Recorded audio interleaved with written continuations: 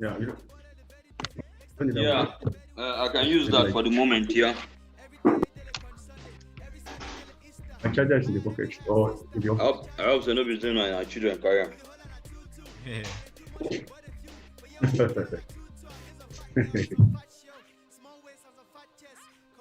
Ah, Nepal have struck again. Just a minute.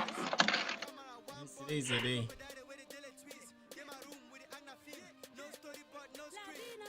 Nepa. Okay, yeah, so I will send the link. Generated, so I will send the link. No, but I believe it's around, baby. Kiduba had Oh, an this also Yeah, because my WhatsApp yeah. is on here, That's or running here, so it means the phone is on. generated, so I will send the link. No, but I believe it's around, baby. Kiduba had an also Yeah, because my WhatsApp is on here, that's or running here, so it means the phone is on. generated, so I will send the link. No, but I believe it's around, baby.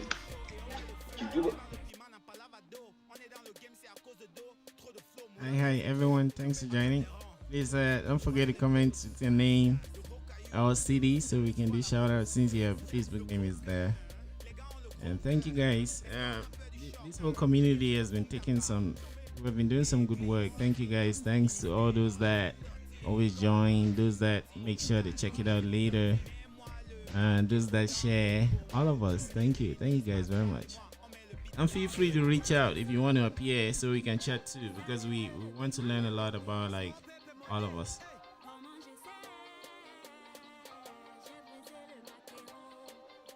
Yo, Isaac. So let me send the link. Okay.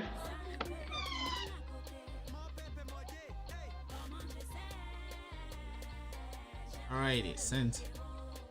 Sent. It seems okay. I can't have it. You can't have it? Yeah, it seems the phone is the battery is drained, so you just have to send it to me through Okay, Messenger. on Facebook, yeah, so that you can send to Luka too.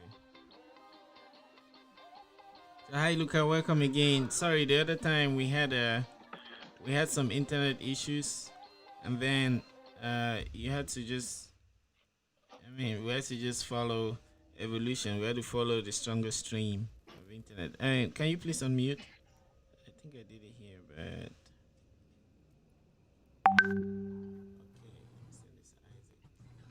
but okay. Can you hear me now? yes, I can hear you. Thanks. Yes, I can hear you, Oga, loud and clear. Yes, I can hear you loud and clear. It's happy to have you. Okay, I can see you too. Good. I can see you too. It's good. We're happy to have you back here. The other time the internet was very challenging. Sometimes we say that maybe it's your village people that were chasing you that day. I bet there are many of them. There are many of them, eh? Many of them. I sent the link, Isaac. Check it out. All right, so I'll just get the post and send to you now.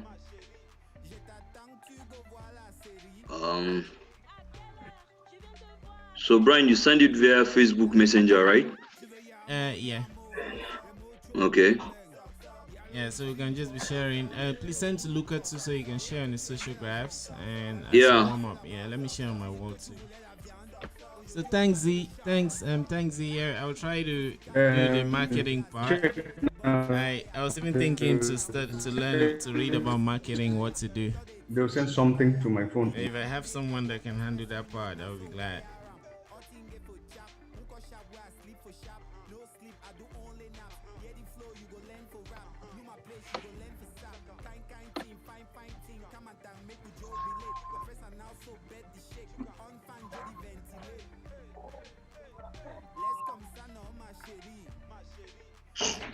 Oh. What is it? Just trying to copy this. The computer is. Okay, I shared on my wall. Yeah, thanks everyone for joining. Thanks Incredible Sponder Z for the amazing suggestion that we consider doing a little bit more marketing, especially if we have time. If we know well ahead of time, that we have an episode. Not office. Okay, so yeah, Isaac, you said. Yeah, I'm just appreciating our listeners and our watchers who have been following us here. Yeah. We're happy that you have been very understanding and of the challenges that we've been having here in terms of the network. It's something that we are aware about, and we'll definitely work to make it better. We have with us today Mr. Luka Binniyat. Mr. Luka Binniyat, he was here with us the last time, and we couldn't continue with him because the internet was bad, but we're happy today. It's all good. So you get to know the famous Luka Binniyat, who has been in a tug of war with the governor of Kaduna State. That's a huge thing, Brian. Yeah. Oh wow.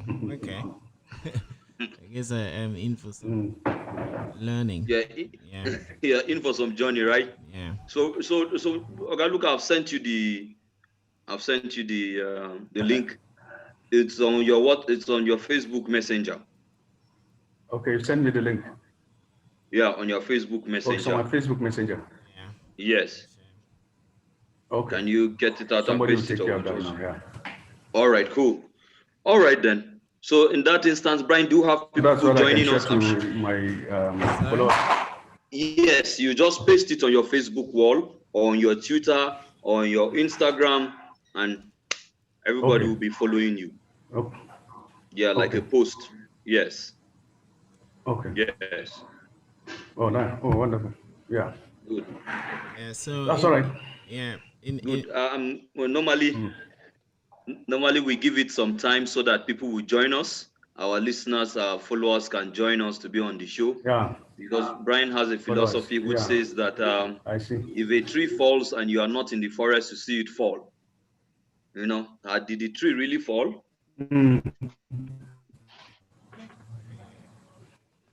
Well, so if you sit on the ground, it's left for you to decide. So Brian, today you have an answer. Yes, I have an answer today. Yeah, thank you. Thanks for that. Yeah. So last time you were telling us your incredible story, and I think we can just start from there. Yeah. We can just take it from there. So you were telling us who you are, how you grew up. Yeah. So please just you can start over. Thank you. About my childhood, right? Yes, sir. Yes, you were telling us about your childhood, sir. So we would like to start all over again. We want to hear how you were a bully and how you were bullied too. How you grew up, yeah. Well, I was born some 54 years ago, called Randiam, which is in Kaura, but I'm actually of Zango Katap origin. I'm a Tiap by tribe. I didn't grow up at home. We left the village. My father took me and my siblings out of the village when I was 3. He joined the army. He went to fight the Biafran War. So I grew up in the barrack, and it was quite exciting growing up. I come from a family of basically boys. I like saying that my father farmed 12 boys out of my mother. that is farming. That was huge. So, but I came from a place where the home was boys and the environment was barracks. And if you know the army barracks of then, not the quarters that you enjoy now, you know that it was more of a jungle. Are you guys with me? Yes, we are following you, sir. Yeah, we're following. We can hear you loud and clear. Okay. So, oh, beautiful. So I started my primary school in a village called Ozala, very close to Enugu town. I clearly remember the name of the school, St. Paul Primary School, Ozala, where I first learned to write and read in Igbo. And I had quite a lot of friends who were Igbos. Followed them into their forest homes. Sometimes I even danced masquerade dance with them. Oh. Played a lot of pranks in the barracks. But then I was growing up, moving from one place to the other. By the time I was around 9, we came up to the north in Kefi. There was an army barracks, an old army barracks now called 130 Battalion Kefi. It was a very exciting place. The environment was just ideal for adventures. There was this big river there. I don't know what has happened to it. It's almost dried up now. We used to go there, fish, and learn to swim. And today I'm a pretty good swimmer here because of that river. You jumped into the river and competed who will get to the other bank of the river. When it was flooding, Oh, wow. and you're talking about probably a 100 meter wide river that was fast flowing. Mashallah. So you were left on your own. You either survive or you die. So it was really, really not a good experience for our parents. You know, my dad's hand was hot. My mom's mouth too was razor. So she knew how to, excite my father to use the cane very well. So I was growing up and so from there we left Kefi, came down to Niger State, Mina, but I need to say something in between. Yeah. My dad thought I was getting too rascally. So at the age of 10, he decided to send me to the village to learn to learn how to be a good Atiap boy.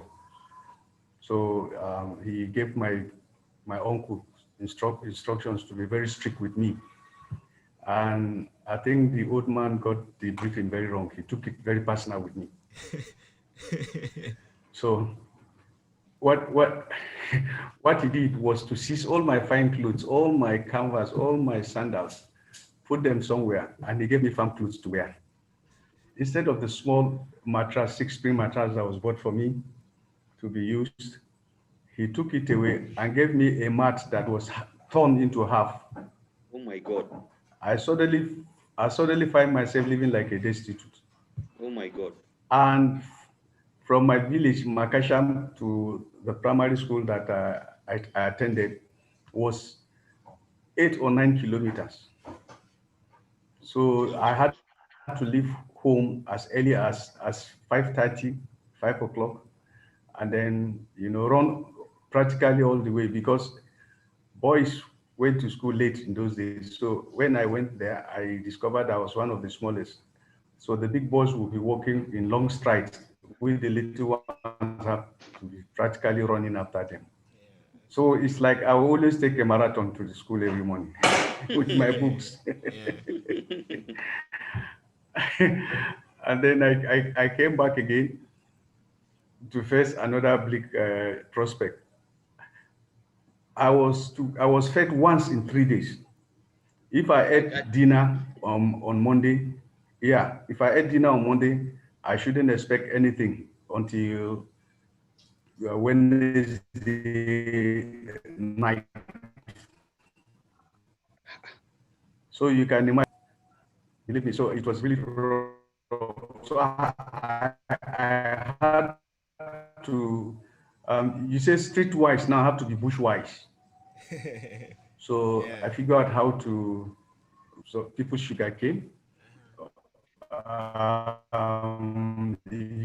It was convenient. I did some menial jobs for people, paid a few kobo. I used that to feed and all that. But there was something child. I mean, in school, I was pretty good, So I had a lot of favors from my teachers and all that. My mom's village was close by my dad's village. And you come from your dad, we don't claim maternal. Yeah. But I had this indoctrination that it was very unmanly to leave your home and go stay with your mom's people because you had pattern, yeah, brought frustration. But as a result of acute lack of sufficient nutrition, my kid brother was already taller than me, and and he couldn't take he wouldn't take instructions from me. Uh-huh. He would say, look, you are just a village, you are a village boy, you can't send me. I don't have time for villagers. Look at this bush boy. And indeed, I was behind in many social things. There were there were music that were trending in town. There were fashions that were trending in town. I wasn't into that, so I had to start all over. But I figured out how to get. Before 6 months, I think I had caught up with him, and then Wow. much late. I mean, yeah, I was as tall as him, and then of course I squared up to him and I retained my leadership role. Um, Being older, I was stronger, so that was how I got back my position. Then that was when we were now transferred back to a place called 123 Battalion, Mina. From there, I attended Army Children's School in 123 Mina, where I got admission to Government College Bida, the famous Government College Bida that has produced, I think, two head of states, General Babangida and General Abdul Salami, apart from other ones. One of the oldest schools in the country. It was established 1912. Oh, wow. So I went to It's Government quite old. College Bida. Yeah, very old, very old. I left at Government College Bida, where I left my marks. I was one of the most, colorful.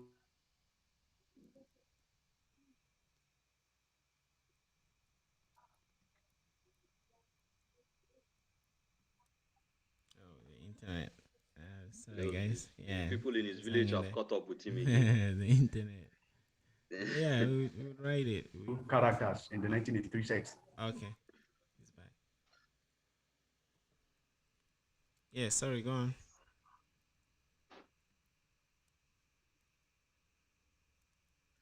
Hmm. My name was Kindus, Mark Kindus. Oh, that guy. Well, should I say, carefree manner, which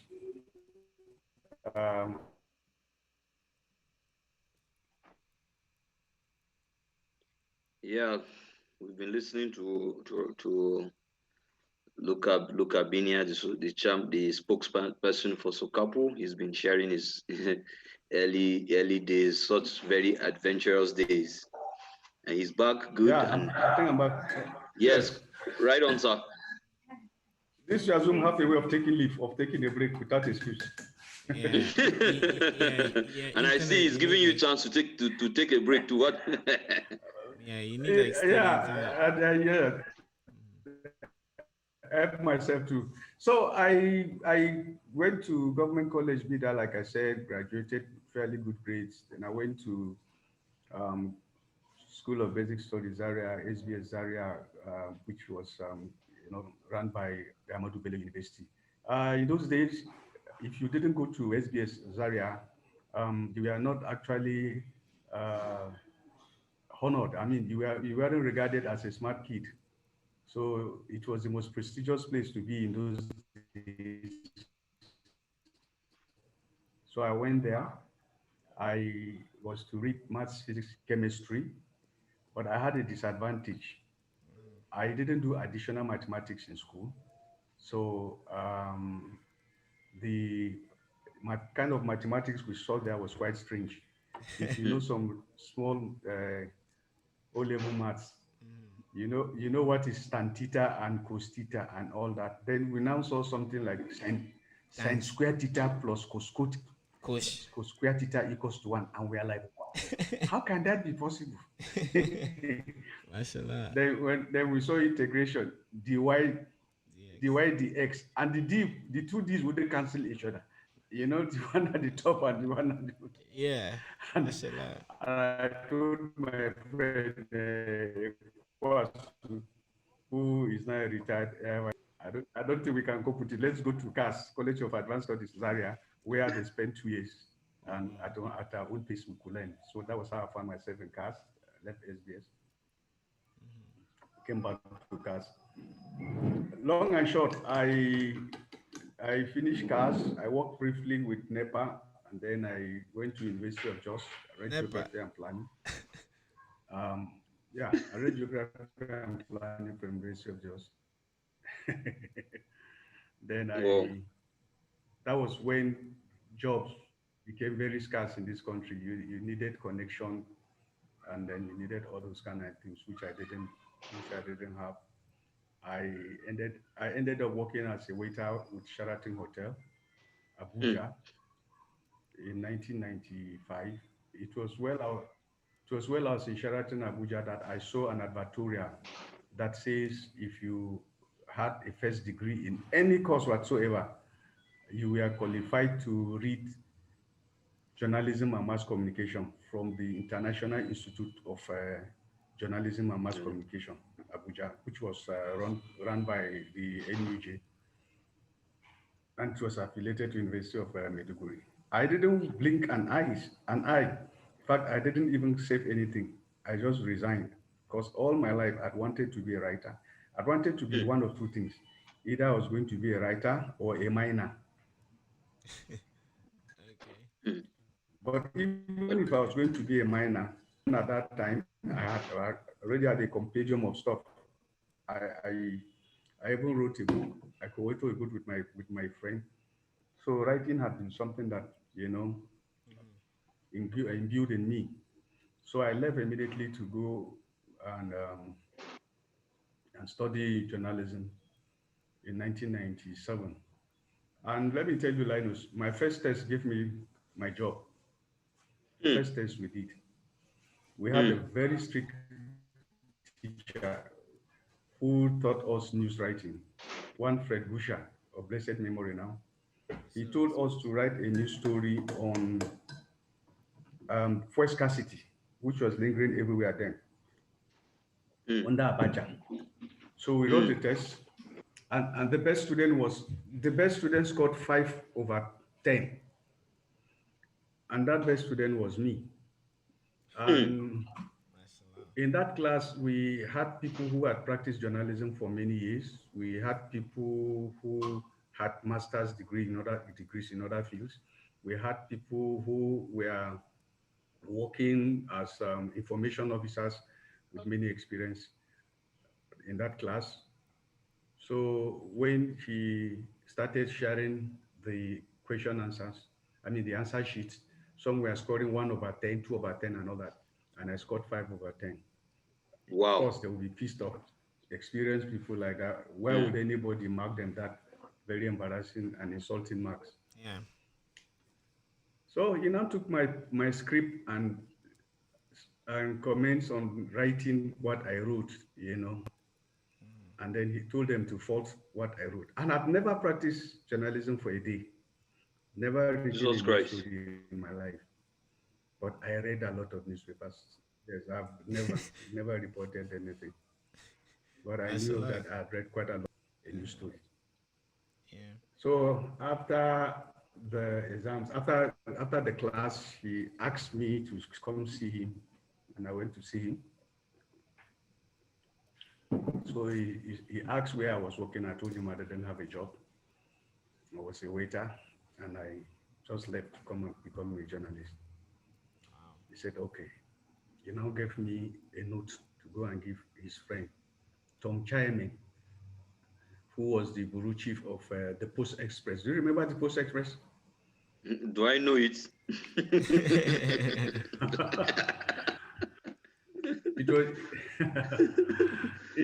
It was it was quite a leading national newspaper. In fact, they were the first to be on the internet in Nigeria. They were the first to go online in Okay. Nigeria.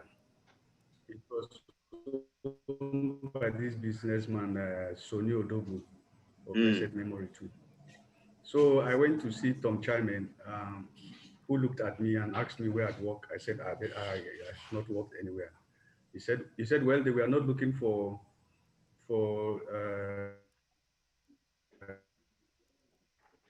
reporters, that he was looking for cameraman. Meanwhile, I've never handled a camera in my life too. But I wanted anything that would take me close to news, to the newsroom, to journalism. Yeah. So he said, okay, I should come tomorrow. So I went and met one of my friends who had a camera that was idle. He was my friend in university. I told him to give me that I will be doing some work for a newspaper. He gave me the first outing that I had. Who did I follow? I can't remember the reporter that I followed. I came, but in those days, after taking shots, you go to the studio. What do they call it? To the lab Yeah, to wash it. to you know to Wash it. to print the copies out. Mm. When I brought the printed copies and I showed to Tom Chami, he came short of slapping me. He said, "What I is can this? This imagine. is absolute nonsense." Mhm. And you probably thought He you had said, "You are done just your giving wide best. angle shots. Where are we going? Where are we going to publish this rubbish?" He threw the pictures away. He said, "I don't want to see you in this office tomorrow. I don't want to see you." Mashallah. Brian, if you're a journalist, Yeah. you understand what I happened. said, It's "I'm a sorry, sir. serious I will improve I catastrophe. think I do tomorrow. It's understand. a Please, tragedy. just give me a little chance. Please, I do just give me a understand. chance." I do understand. I mean, What? it's the same. It's the same. Like Isaac, remember when we create content for like web apps and the rest, right? Like me as a developer, I always get those pictures. So there are times when you have to measure it if it meets standards, and we even go to pixels and more detail. Yeah.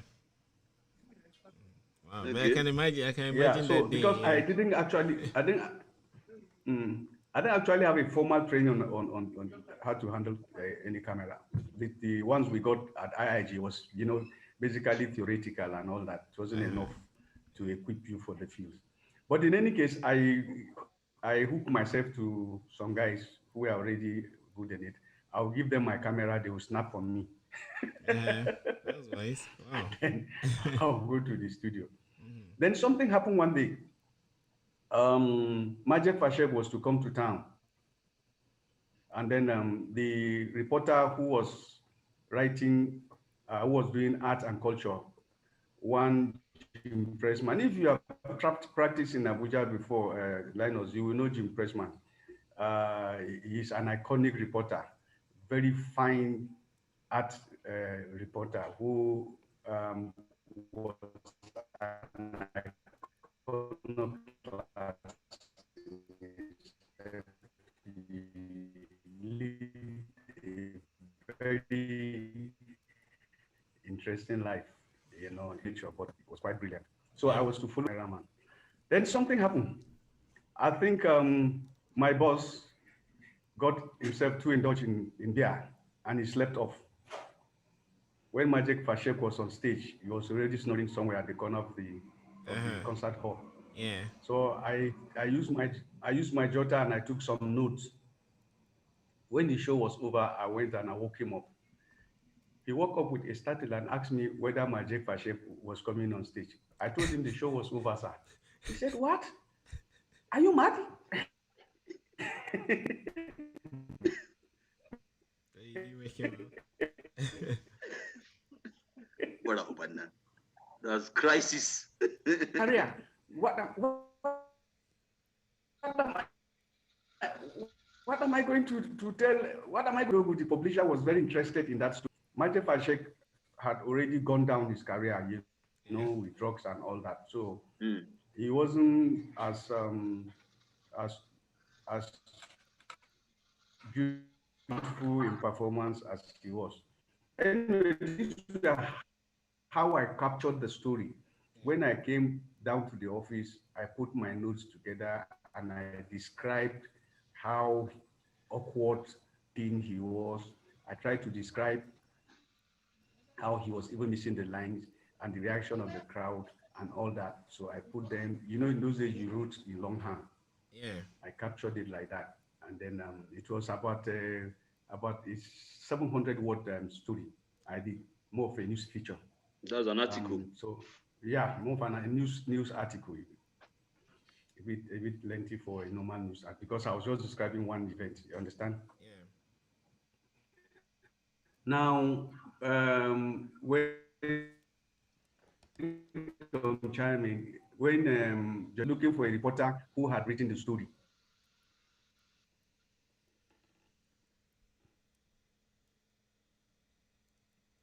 Then he came back to the office frustrated. Yeah. He opened his mouth. He said, Binniyat, you mean you wrote this thing? I said, yes, I did. Are you sure you wrote this thing? I said, but I haven't, nobody came here now. The one that was here, I just, he said, what? He said, no. He shook my hands. He said, this is beautiful. He said, wait, let Tom Chairman come. So Tom Chairman came much later and he showed Tom Chairman the script I wrote.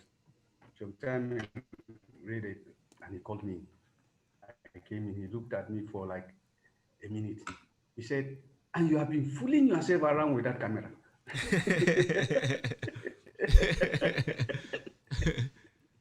Wow. He said, you are a reporter, my friend. You are not a cameraman. I said, yes, sir, but you didn't give me the chance. He said, go and throw that camera away. Tomorrow. Wow. Wow. Oh yeah. Tomorrow I'm going to give you I'm going to give you some bits to cover. You also be covering entertainment. You are good at description. Like this is beautiful. He told me congratulations, you get your letter next week. And that was what happened. Wow. So I started writing for the Post Express, and I was doing a lot of pull-outs for what we call Abuja Post. I saw the way that FCT natives were displaced from their homes. I saw the intrigues that their elites were involved with government. I saw clear injustice. I saw exploitation, and I was deeply involved in it. If I am able to gather all the things I wrote in the Post Express on the subjugation of the Bagis of FCT, I think I should have a fine book out of it. So I went into it with my heart.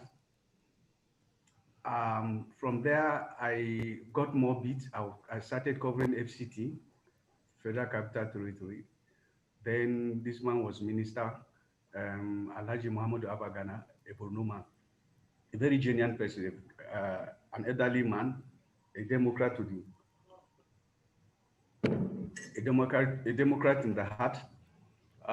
He tolerated every kind of person.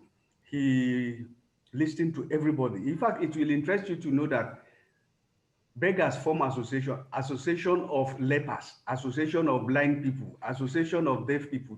They will all come and you see them on the conference table and listen to them. Market women will come to protest. He will come out and beg them. There was nobody that didn't have any, that was not accessible to Abagana.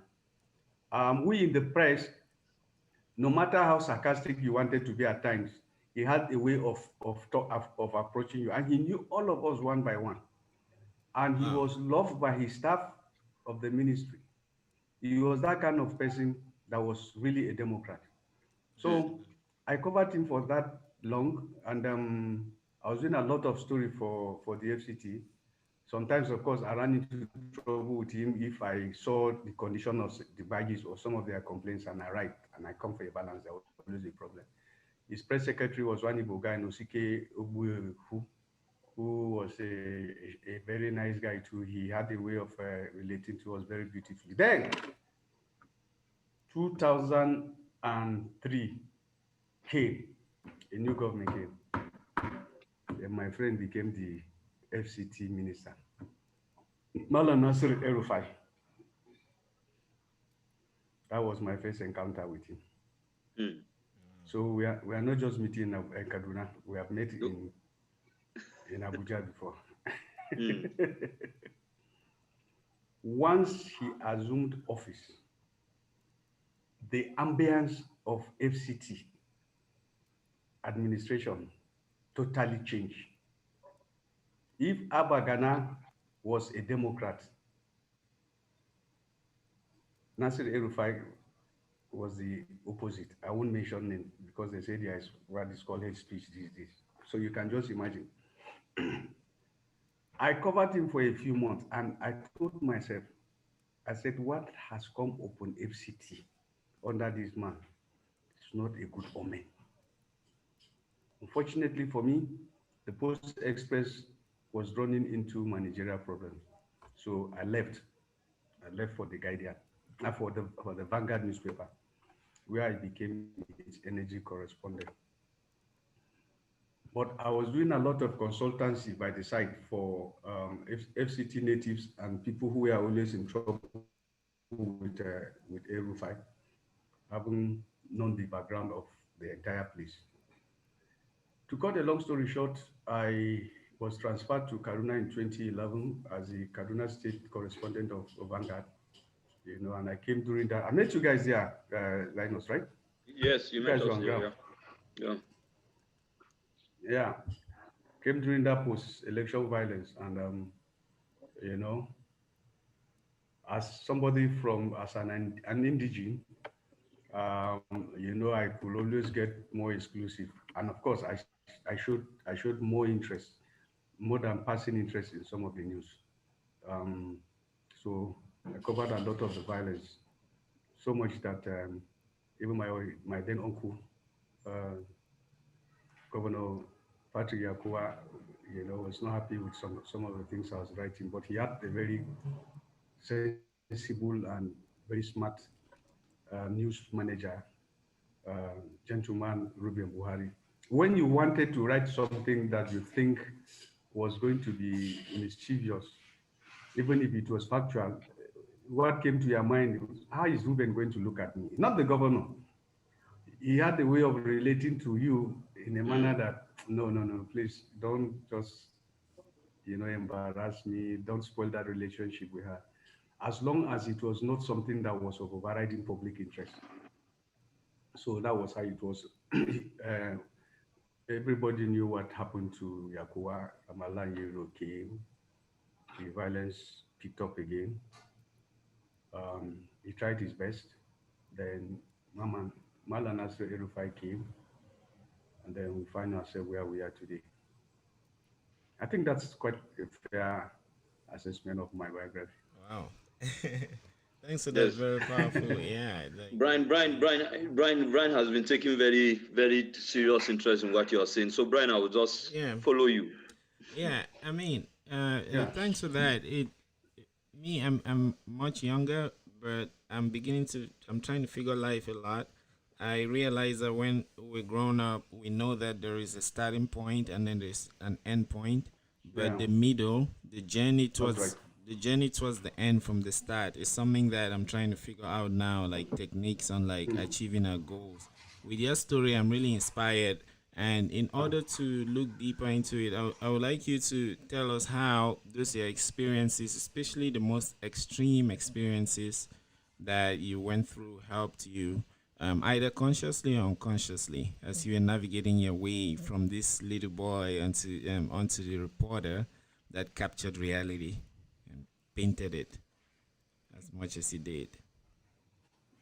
Okay, your voice cracked a lot in between. Oh, I really okay. didn't get it. I can say it again. Can you hear me clearly now?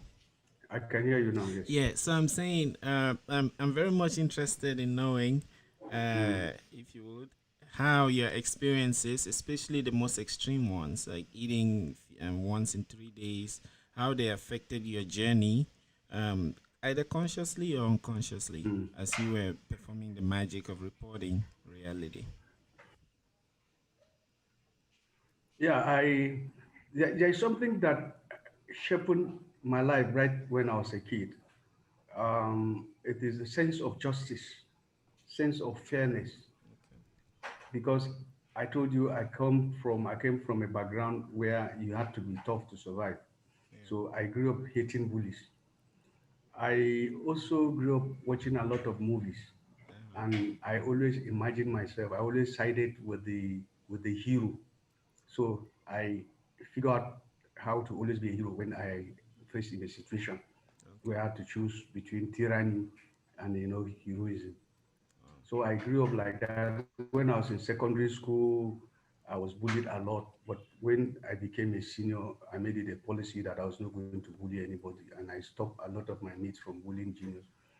So I grew up with that mindset that anywhere I see injustice or suppression, I was going to interfere. And my coming to journalism was actually premised on that mindset. So I covered a lot of stories that are heartbreaking, that are, if you like, dangerous.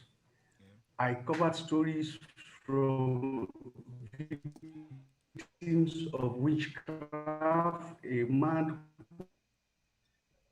who fought acid for 14 years because he lost his job and he was told that she was the one that caused it.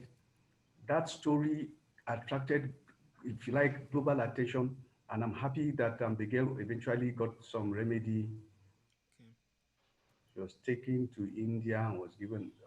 But if you saw her, when I first discovered her, this was in Akonga, I was still in Abuja. Yeah. You will not believe she was human. She was looking like these characters in horror movies. She was looking more like her face was so disfigured.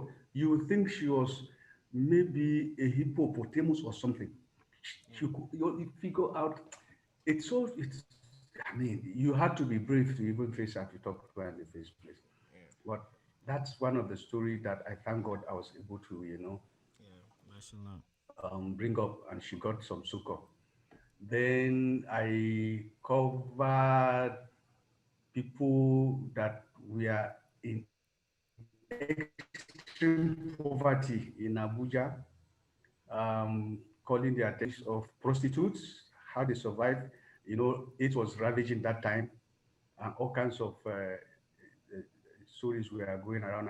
I saw women who were resistant, prostitutes who would not catch it and were offering their service without protection. And they had been doing it for, if you like, years, and they were never positive. I did that for the Post Express. I Wow. covered all kinds of exciting stories. I covered ministers. Then when I came to the Vanguard, I did a lot of stories on energy, but I was always trying to pick at an angle that will not be too comfortable to the owners of the stories. I try to pick holes, especially when I feel that public interest was threatened. Okay. I got into trouble in with NNPC when I went to cover an assignment. I think it was in 2009. There was an oil contract that was to be signed between the NNPC, that's the Nigerian National Petroleum Corporation, the mother of all the oil business in Nigeria, government owned. The man who was handling information there was one Dr. Olivia Ajonamu, he to a blessed memory now, who was not always happy with the way I wrote my stories. So he stationed himself waiting for me to come so that he would kick me out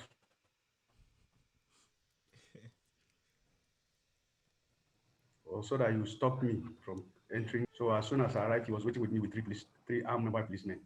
And he said, Luka, you can't get into here. I said, why? I'm here to cover the signing ceremony. He said, no, he said, it's not for people like you. I said, are you saying you are not inviting the Vanguard? He said, yes. I said, no, I have to get in. This is not your house. I tried to force my way in. The police people grabbed me and then they brushed me a little and then forced me into the lift and threw me out of the gate. Mashallah. So I I called my editor. I said, well, this was what how dare he stop a Vanguard reporter? By and large, I sued the NNPC for 1 billion. A lot of NGOs, when the stories was published, a lot of NGOs came to protest. I had lawyers that were knocking themselves over who wanted to do case for me and all that. Dr. Livio Jonomu had to run to London to meet my publisher, the great Sam Amuka, and told him that he didn't actually touch me. Well, Sam Amuka called me and said, please, that I should drop the case. I did. That was what made me to be transferred from covering energy to the National Assembly, where I was a reporter for the House of Representatives. There again, I had an encounter with Bankole, Oladimiji Bankole, who was the Speaker of House of Representatives provision in the reps budget for that year. I think it was 2010. And before live cameras, he started throwing tantrums at me. And I had to respond. AIT ran that stories for some days.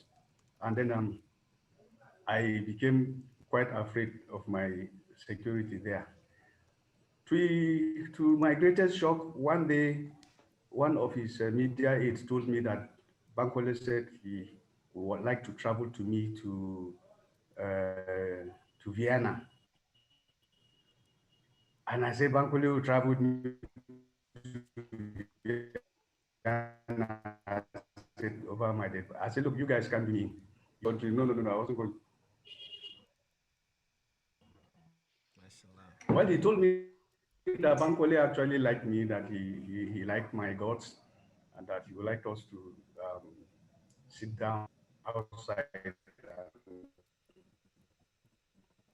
you know, understand ourselves. I was not convinced. I talked to a few friends. They said, "Why take a chance?" And then, well, sadly, anyway, I didn't get the Schengen visa. It came out. It came out when the trip had already commenced, so I missed that chance. So these are some of the kind of exciting times that I had when I was in Abuja. Coming to Kaduna, it's a different ball game, you know. So much that I had to land in prison. Isaac knows the story very well. Brian, did you hear that? Yeah, I don't know it, oh guys. Today you're going to tell us the story of your prison. You know when Brian, when Brian was talking about, when Brian was saying that you were fed. We want to understand how the fact that you are fed once in 3 days when you are back in the village, when you have been disciplined. I was just saying, oh wow, yeah. This is what probably armed you very well when you are in prison. Honestly, I'm sure Brian too would like to understand that. And sir, everybody that knows Luka Binniyat, especially to us, the youngsters in Kaduna who never followed you when you were in Abuja, Kefi, and all of where you went to, during your barrack life. It's just, can you tell us? Can you share with us? What happened that led you to prison, and what were your experiences in prison? Well, what happened was that I was doing a lot of exclusive Kaduna that became very intensive in 2016. Nasir Erufa was very uncomfortable with it because he would keep saying that, no, we have solved that problem. Then I would just come up with a very big story. 14 killed, houses destroyed. After he had already said, no, everything was calm. In the past 1 month, he had nothing that had gone. Then I'll bring out people that have this media aid. My kid brother and some around took it very personal with me. He said I was a political journalist. Then something happened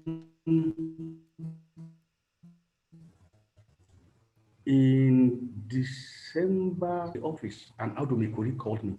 You know Audu Mekori, the founder of Chocolate City, well-known entertainer. He's well-known in the entertainment industry as an entertainment manager. He's one of our high-profile young men in Southern Kaduna, who we are very proud of. So he called me from Lagos and said that his driver came to work and was crying all through. And that when he asked the driver what happened, the driver told him that five students of College of Education were killed, were ambushed and killed as they boarded a taxi from Kafanchan to Gidanwaya. I told him, I said that couldn't be true because I have a lot of contact along that line. They would have called me. He said, but look at the boy now. The boy is even crying right now. Can you speak to him?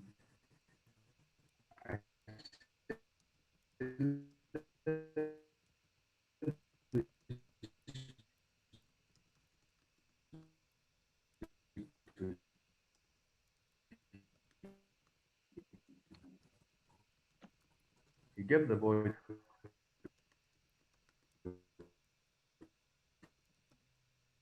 phone.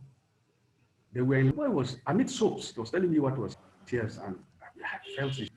So he told me the name of his brother, recorded him.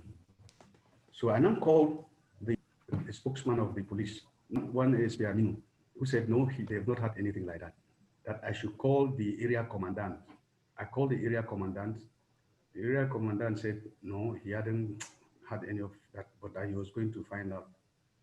I said, who was I going to call? Now remember that Senator Enjumala representing us was always briefed whenever there was an attack. I said, okay, fine, let me call him. I called him, and he told me that Audu Mekori had also called him to tell him that five students of College of Education were killed, but that he called the area commander, and the area commander said nothing like that happened. So that was how I wrote the report.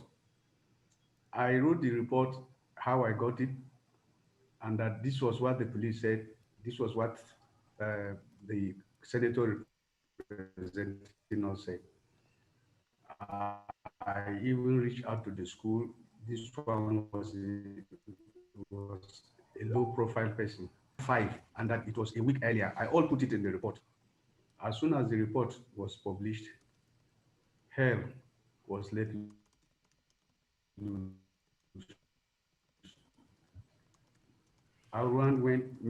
Samuel Arwan made his investigation and discovered that the story was not true.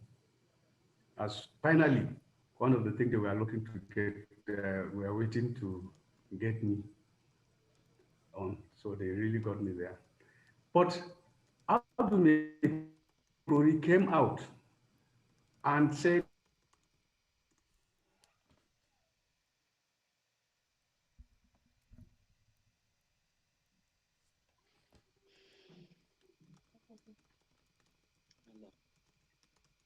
Why? Uh-huh. as I usual, think you somebody assume somewhere from doesn't break. want us to hear this true story firsthand, but we must hear it in Jesus' name. Okay, can I Yes. go on? Yes, go on. So Samuel Adwan went Yeah. and found out that it was not This true. was what happened. Some are. It's not true. I also discovered that it was not true. In fact, let me tell you what actually happened. When I had 2 contacts, very reliable contact on that road. On that road, I had been looking for them since that afternoon. I didn't get them, so I now sent that story around 5 o'clock in the evening. As soon as I sent the story, I tried their number, and the phone of one of the contacts rang. He picked the phone, and I said, "Where have you been? I've been looking for you all this while. How comes that 5 students of College of Education were killed, and you didn't tell me?" He said, "What?" He said, "Oga, no, nothing like that happened." I said, "Are you serious?" He said, "Nothing like that happened." He said, "If anything had happened, even if it was a goat that was killed, I would have known." And I said, "Kai, this is a very big mistake." I didn't bother again. I now called my news editor. I told him, I said, that story that I sent, 5 students of college education killed, may not be correct. I can no longer confirm that story. Please drop that story. He said, okay. No, he said, I can't hear you well. Send a text message to me. He said, I can't hear you. Send me a text message to me. And that was what is helping me today. I now send him a text message. I said, drop that story, sir. I'm no longer sure of its authenticity because I'm far away. I'm about 200 kilometers away from the alleged scene of the crime. Whether he got it or he didn't get it, I don't know. But the next day, the story appeared in the paper. And when I pointed out that that thing did not happen, what was Vanguard was supposed to write an apology or a retraction of the story. Vanguard did not write.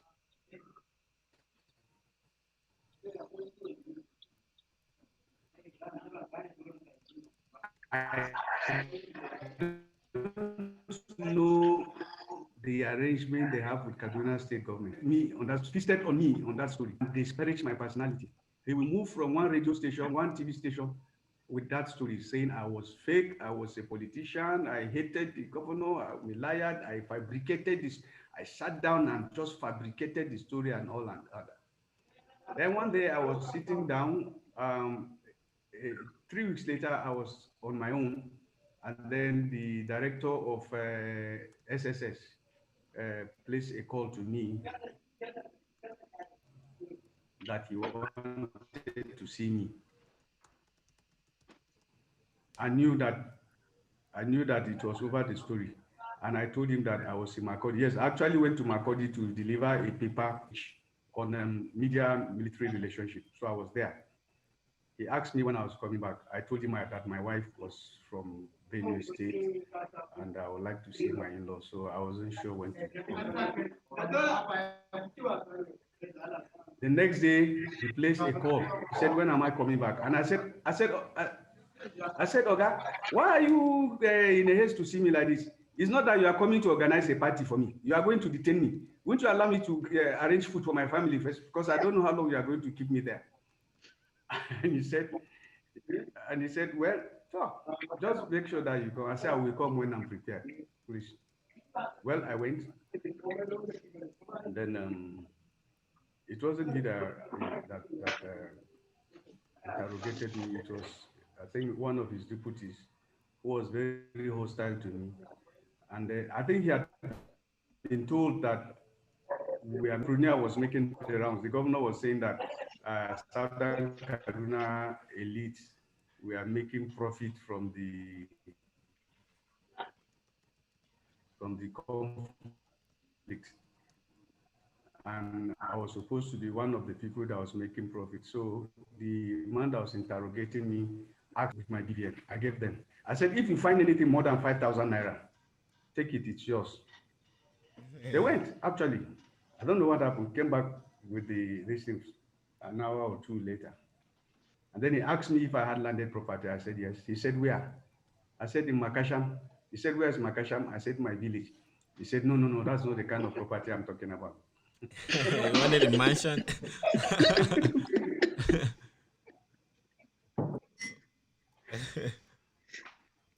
Yeah. So,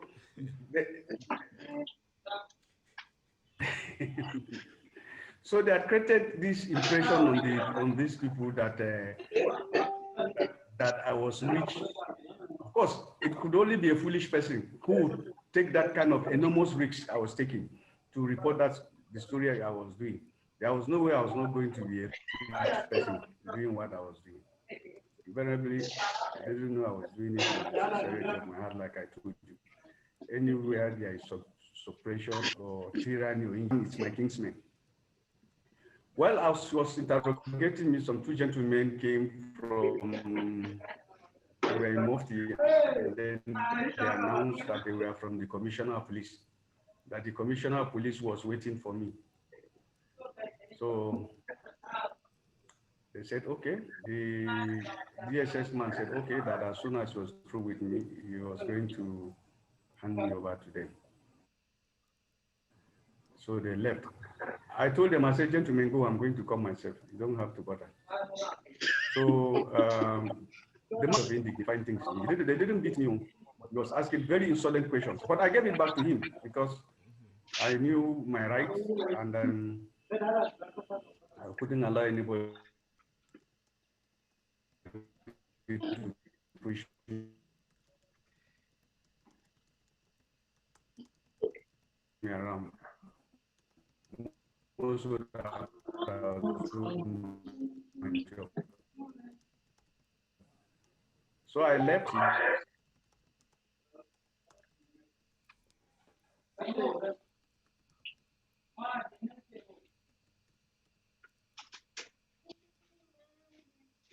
the police commissioner, and I was handed over to some detectives who told me that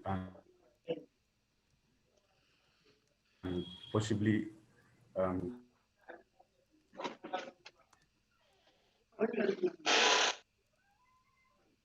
This internet does not want us to hear this story.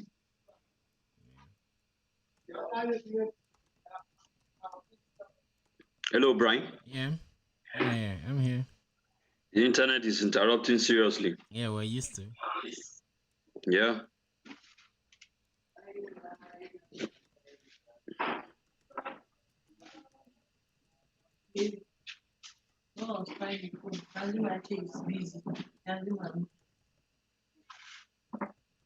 It's here.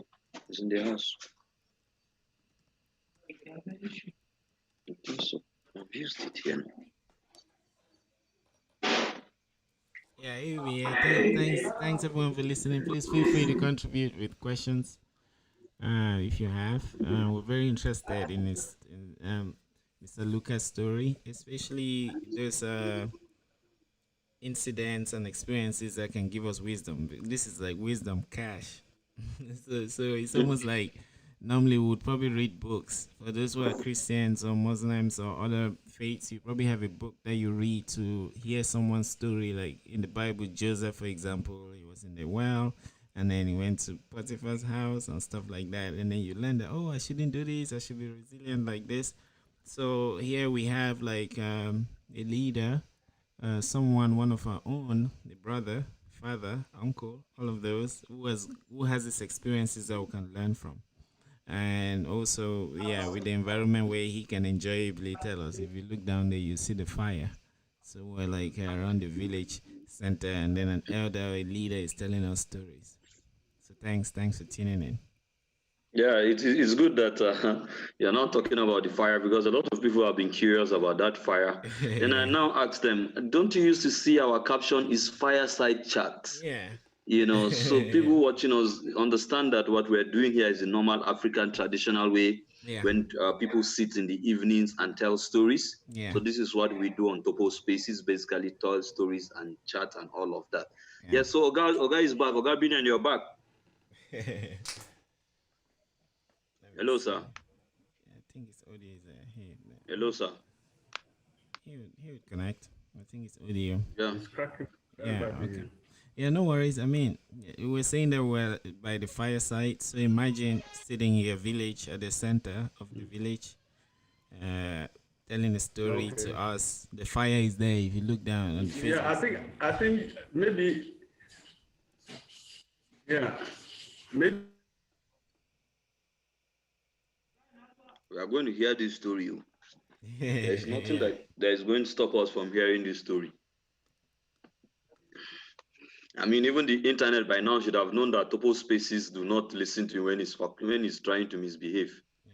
We always wait until we get it perfect. And we are happy that we have listeners and followers who are also resilient to keep here, to hear Oga Luka's story. I'm waiting. I can't wait to hear the insight of the inside of the prisons. What went on there? Oga, I see you're looking at me. So you stopped at when you told the police commissioner boys that they should not bother coming for you, that you come and meet them.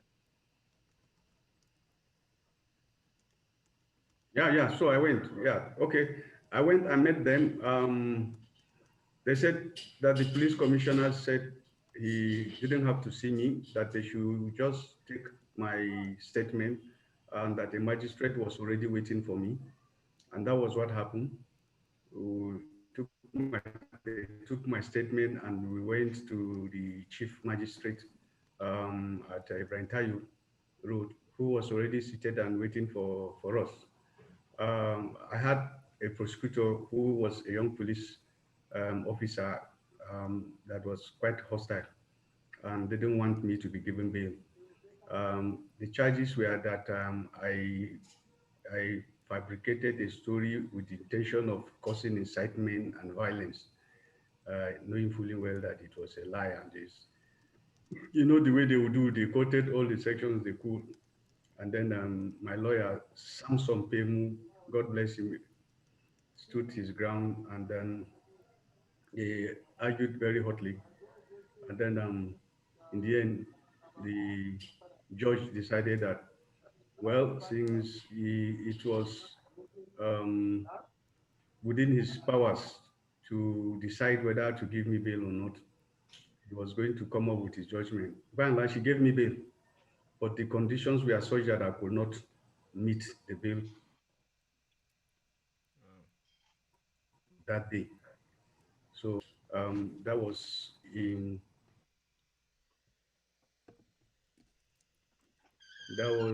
November 20.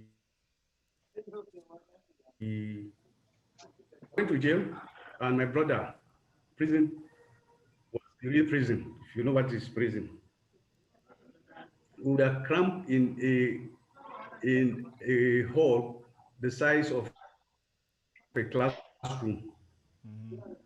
In that hall, there were probably 120 people. Of urine and feces hit you. Wow, that's horrible. The place was dingy and dirty. And of people, their skin with sores. People were, hunched to the wall like animals that had been caged for long. I saw myself in that place, and I said, yes, this is what you call prison. I was pushed into the prison around 7 o'clock in the evening. Luckily for me, I was wearing a suit because I had actually made up my mind psychologically that I was going to be put in jail. So it didn't take me, I wasn't sure. Yeah. So I saw the situation like that, and I saw people were lining up to go and urinate, to go and pee, to go and pass and eat themselves. And then I was wondering, how are we going to sleep? How are we going to sleep tonight? We were all cramped up, Yeah. even as we were standing.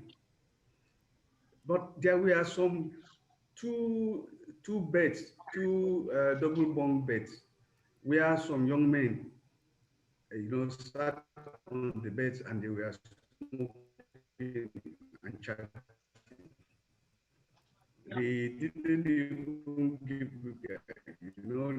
even behave as if they noticed anybody was brought. I had the locks of the gate cranking, and then the gate was open. The gate of the cell was open, and they brought a bowl in a bucket, a very dirty bucket. Linus, I wouldn't feed my dog in that kind of bowl. Oh my God. And then they brought it and kept was filling with something, and then another one came. They brought what will be tuo now, but to me it was more like telge. I don't know how you can interpret that to your friend. Then they started sharing it out. He's a Cameroonian. He understands. What do I call it now? Kind of mashed. You can to grind. Some kind of mashed grain. This thing that these grains that are. I know it's like fufu, right? He knows about. You mean like fufu and stuff like that? Yes. Yeah, no. Yeah, fufu, but even Gary. yes, but in a watery, like so a paste. Okay, yeah, like pap. Like pap, yeah. Yeah, like pap. Yeah. Maize now. Yeah. Yes, the fufu of maize. Yes, right. And pap. The soup. And then you know what they said? Yeah.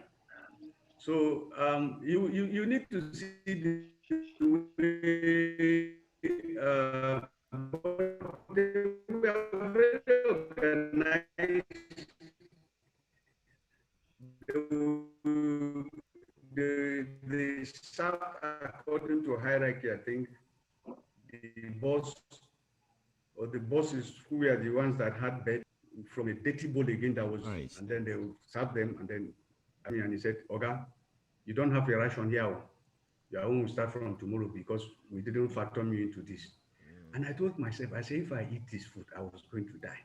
Thank you for sparing me the trouble of Yeah. not eating this. You know,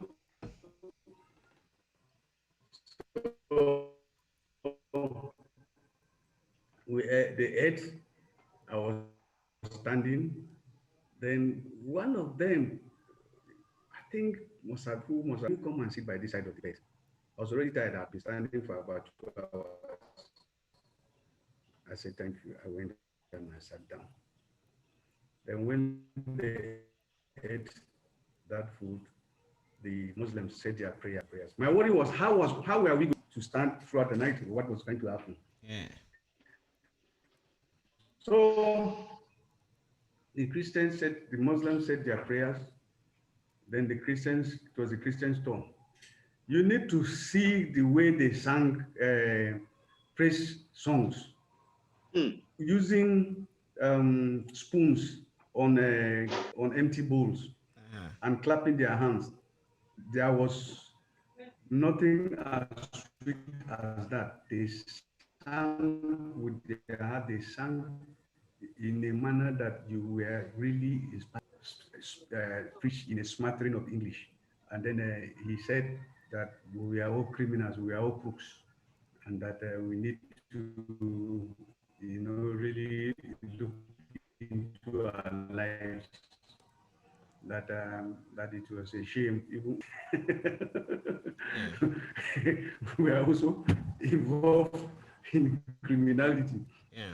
That we should change our ways and all that. Mashallah. So one of the guys that was the prayer warrior who was singing and jumping and doing all kinds of things, as a pious person, Yeah. was one of the people that had a bed.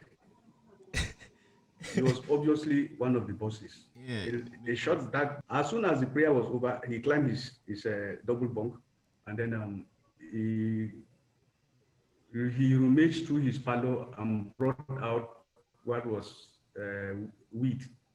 He molded it and he started smoking. The guy that just finished praying to God in the most supplicative manner went straight to smoke weed. Yeah. And I was like, oh my God. Right. Is it the same guy? Yeah. And then, some guys had earlier been brought to the cell. Then now the re-tradition of the prison now started.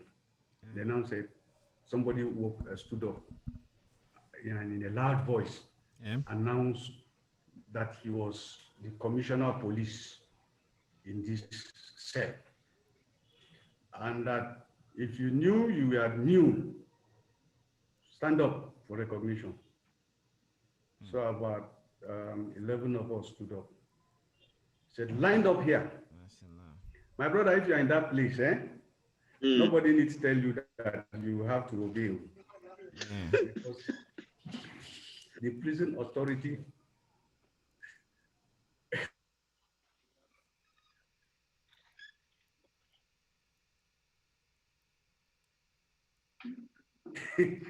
the prison authority had no business. That was the government of the cell. That was the real prison. These guys were in charge. And they had, so the police commissioner ordered a guy, tell us where you come from and what brought you to prison. This one said, well, we actually went to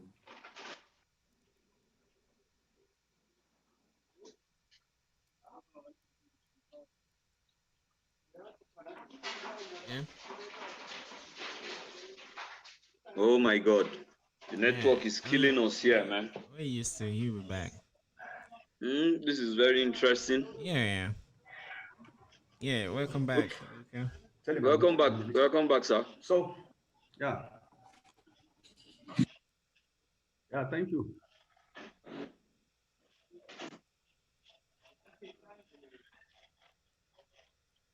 Yes, sir. So you were saying how very authoritative is Yeah. the prison, the government of the prison, inside the prison.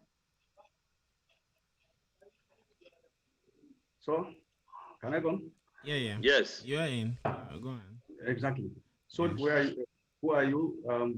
What brought you to prison? Then you will tell them, I'm so from so state. This was my offense. Yeah. It depends on the kind of offense. If you kill somebody or if you are involved in robbery, they will clap for you. They'll clap for you and cheer you up. Then if you were into petty things, I stole the phone or, Yeah. I stole sugarcane, they will mop you up and beat you up. You were stupid. Why would you? Then when it came to my turn, I did stories. What?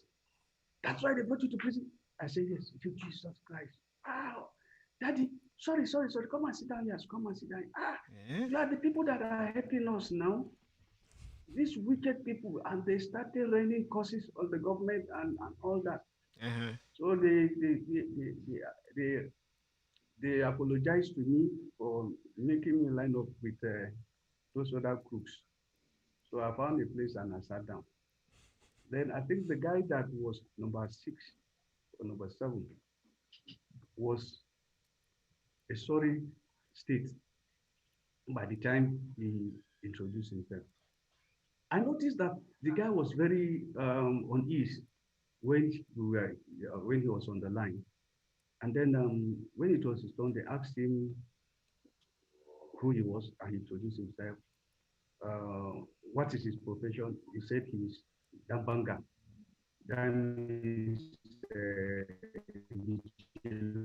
Vigilante. Jesus Christ. The whole crooks in that prison, they all rushed at him. You know the way hyenas will, we rush at a dead meat or something like that. Yeah. They just covered him in series, in beating, matching. And I didn't understand. Why would they treat somebody that was a vigilante with this kind of viciousness? They were beating this guy. He started bleeding. I said, they may kill this guy. And I rushed to help him. One of them pushed me. I said, Baba, respect yourself. We are just respecting you. Can you imagine this idiot that was even telling us this?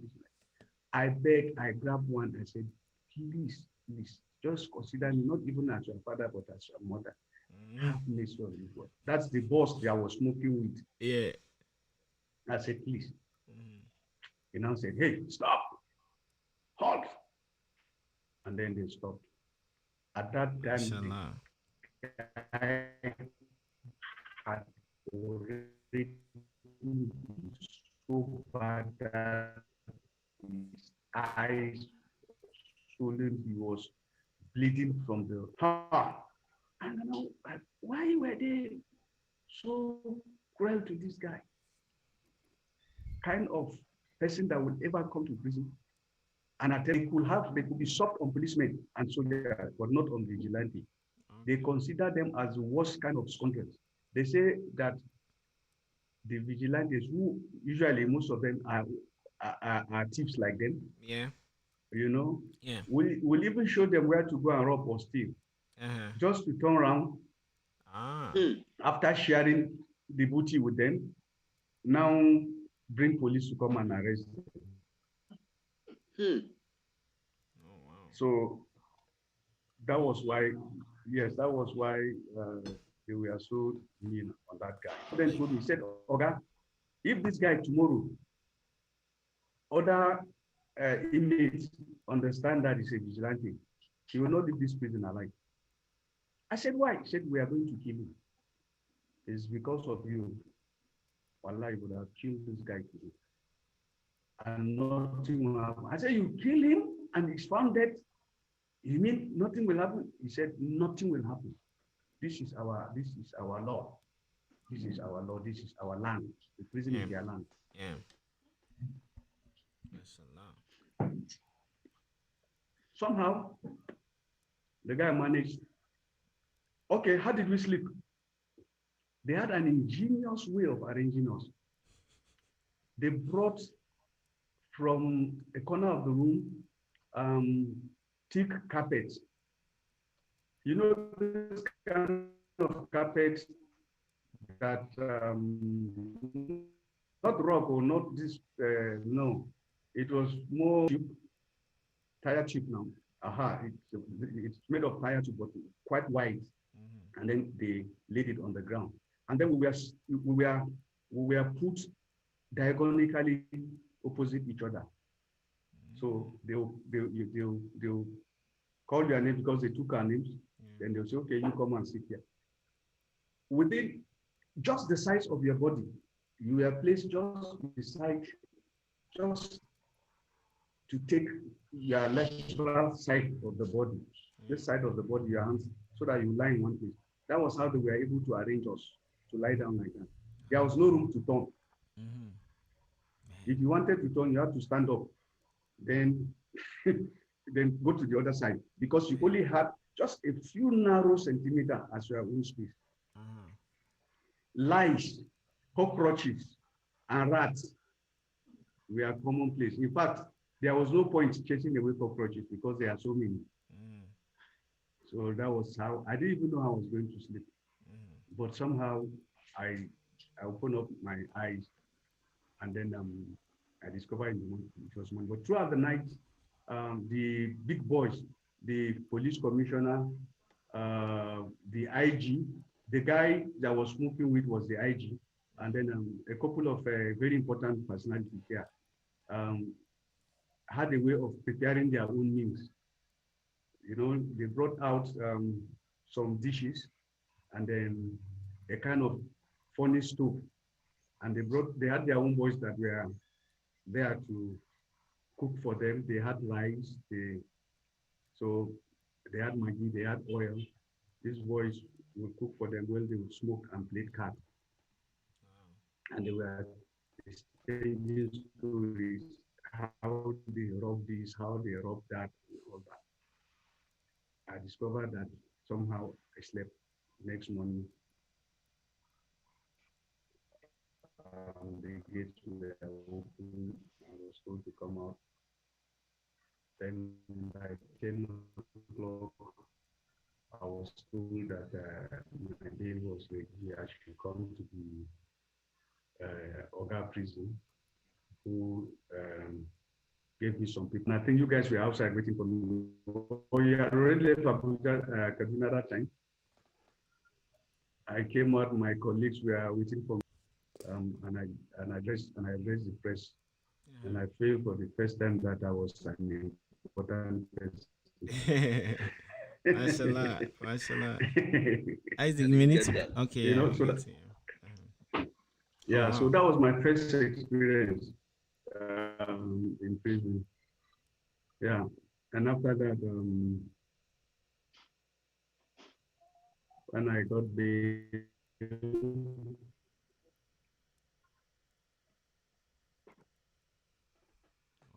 mashallah. Network is really. the Vanguard people did not say, is that right? Yeah, you're back. Just go ahead, sir. Yeah, we can hear you.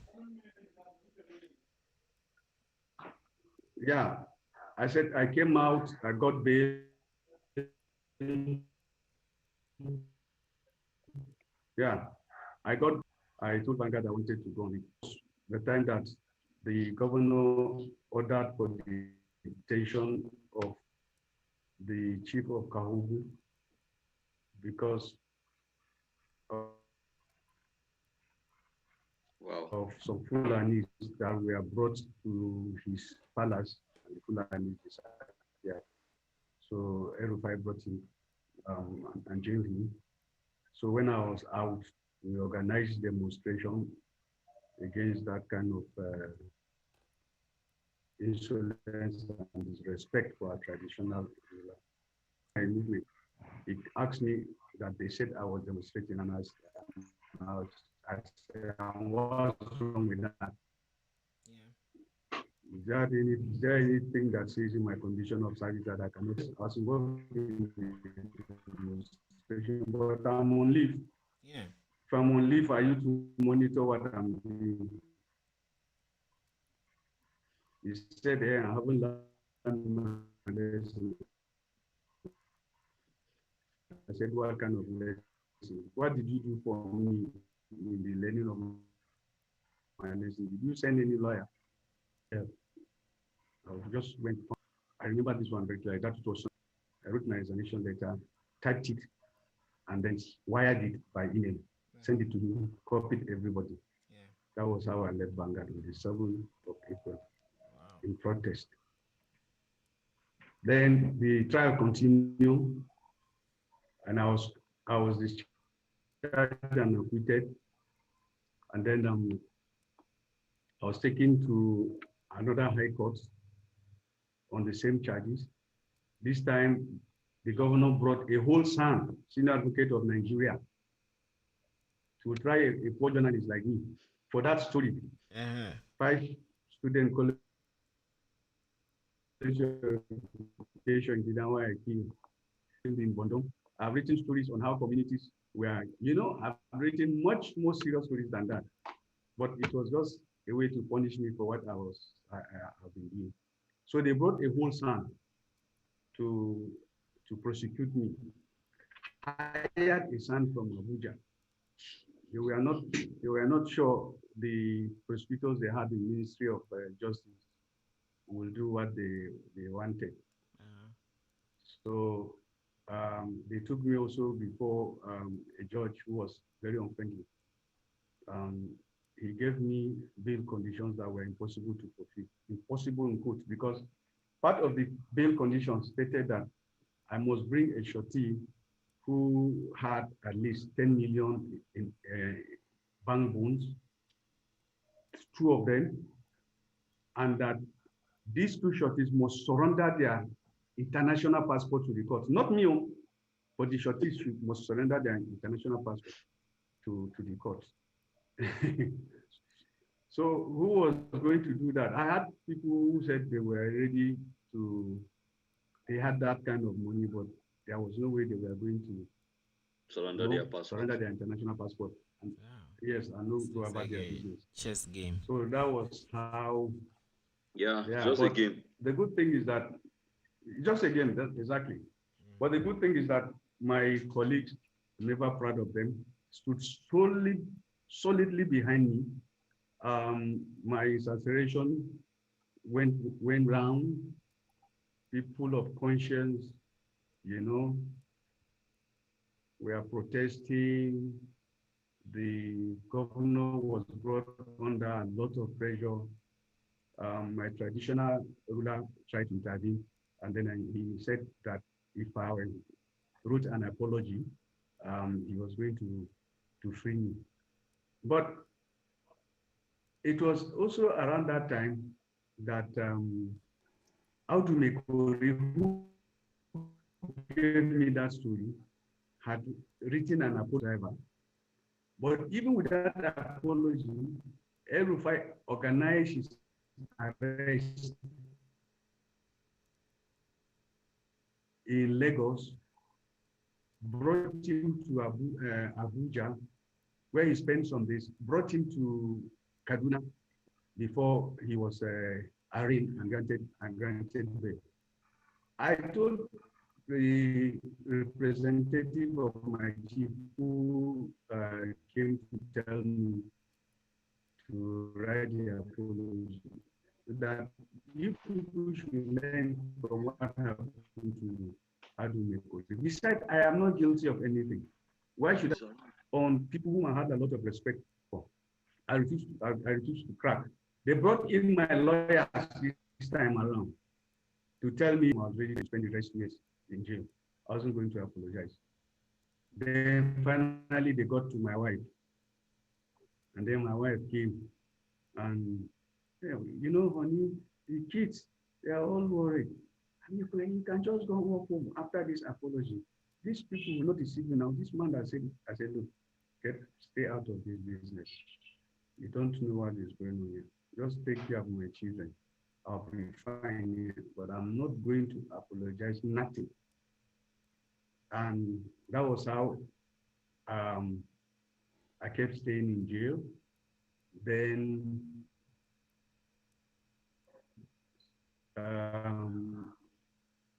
our own son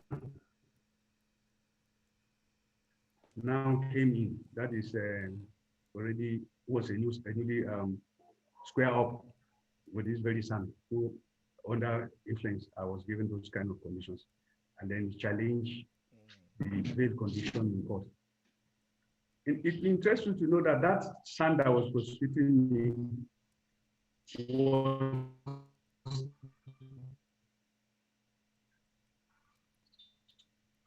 such a junior Supura that he had worked under was mutual respect among them. That was fair. And then they came up and said that I should just bring the president of the NUJ and our Kaduna State chapter chairman to take.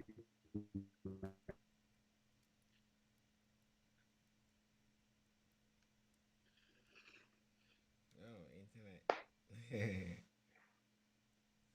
Wow. This is Yeah, he'll be back. Yeah. oh my God. This I mean, network. this is What's powerful happening? story. Yeah.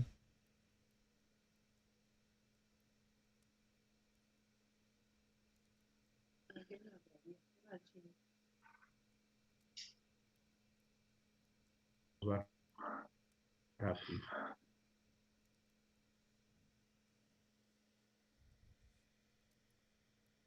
Hello. Oh, yeah. So he'll be back. But I mean, this is a very touching story, like showing us sides of our society that in it sounds like a movie, or this is something we will see as movies, and maybe like in a Chinese movie or American movie, which means we have these stories.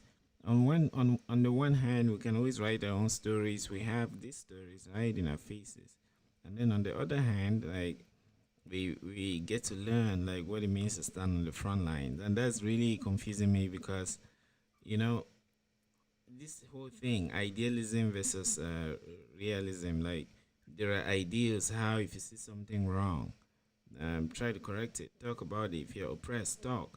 But that's ideally. But when you talk, the reality is that you'll be locked up, you'll be beat up, you may be killed, and so what does one do? You see what I mean? Yeah. Yeah. So what Yeah, does one but, do? What is when he justice? was talking, the story of Mandela just came to my mind. Yeah. Mandela spent 27 years, Mm-hmm. fighting for apartheid, fighting for the South African, and today they have independence. Yeah. You know, Mm-hmm. sometimes, when you compromise your ideals to because Yeah. of reality, Yeah. you might just end up. I Yeah. mean, you're you will never have any freedom again. Yeah. Well, True. Luca is back here. Maybe he want to continue. Yeah. Yes, sir. So you were Yeah, talking so about it. Mm-hmm. yeah, I said I spent 94 days in prison and I came out. And I came out, I remember clearly, on the 12th of October, because my birthday is usually on the 15th of October. Mm-hmm. I came out on the 12th of October. For those 3 months, I didn't drink one bottle of beer. No. So you had a lot of beer that day. Yeah, my friends, they I guess that's the best experience. pampered me. I guess that's the best experience when you spent a while without doing something. It could be weed, alcohol. The first time you take it after that long time, you're gonna respect. Yeah. Yeah, but prison afforded me an opportunity to look at life in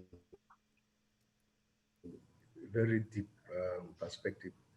When you are in prison, it's more like dying Okay. and being alive. That's when you know people who love you. That's when you know people who care about your family. That Yeah. is when you know who called to say this. That's when you know who will come to visit.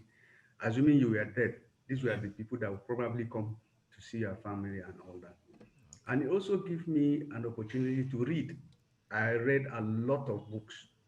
I read a lot of books. I did a lot of writing.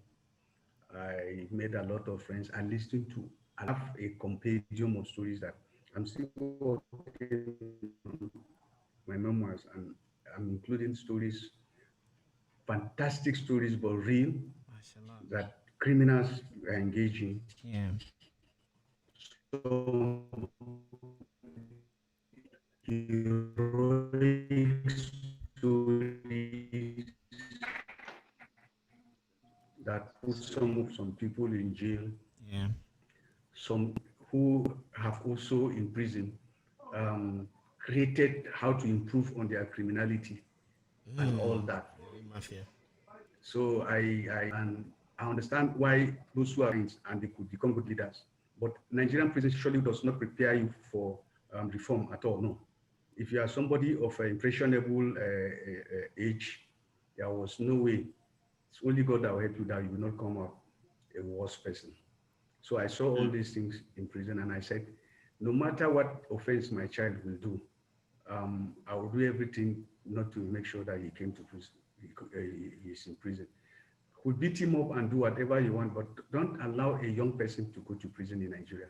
No, no, no, no. Forget the name they changed. What's the name they are calling it now? Nigerian Correctional something. Information Center, what they Nigerian call it. Correctional It's Service or all something. just nomenclature. There's there is nothing they correct. In fact, it is a wrong. What's the opposite of what's the antonym of correction? That's what Nigerian prisons are. There is Corruption. nothing, no reformation. They are not going to correct you. It's They are corruption. going to injure you in character more. Yeah. Okay, sir. I'm still I not just free. wanted to I'm going ask. back. I just wanted to ask. Yeah. While you are talking, I've just been wondering. I mean, Mm. why did you? Yeah. It's a simple apology that you would have just written. And you Yeah. would have been free. Mm. Despite you have painted us gruesome picture, Yes. of the prison. Yet you had an opportunity to Mm. leave much earlier by just Yeah. writing an apology, whether you meant it or you didn't mean it, and you'll be out. Why didn't you write this apology and you continue to suffer? What was your conviction? Linus, I didn't want to create a precedent where journalists coming after me will be I'll be made a reference material for them. That at the Mashallah. time, even when one Luka Binniyat was in prison, and then he gave an apology, and then he was let out. Why don't you do so? I want to say, I wanted to make a statement that if you are convinced of an action, stand to it by death. And I also wanted to tell my kids that look, once you know what you did is right, you don't have to apologize to anybody in exchange for your freedom. Judge you right. And I also wanted to assert the fact that as a Catholic and as somebody that grew up knowing what is wrong and right, fighting injustice, if I ever apologize, it will cast some doubt, some integrity questions on some of the stories that I have done. I didn't want that to happen.